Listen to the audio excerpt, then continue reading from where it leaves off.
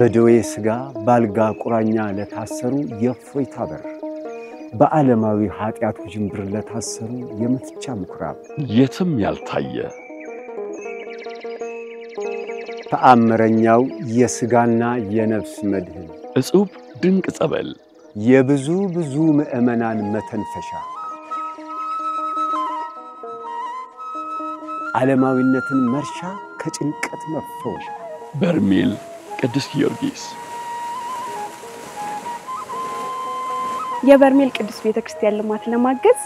ለሚያዝያ 2 እና 3 ቀን የጊዮርጊስን ለጊዮርጊስ የኦንላይን ገቢ ማሰባሰቢያ ተዘጋጅቷል። በዓለም ዙሪያ የምትገኙ ሰማዕቱ ቅዱስ ጊዮርጊስ የደረሰላቸው የሰማዕቱ የቅዱስ ጊዮርጊስ ውለታ ያለባችሁ በመላው ዓለም የምትገኙ ኢትዮጵያውያንና ኤርትራውያን በሙሉ ወደፊትም በተራዳይነቱ የምትተማመኑ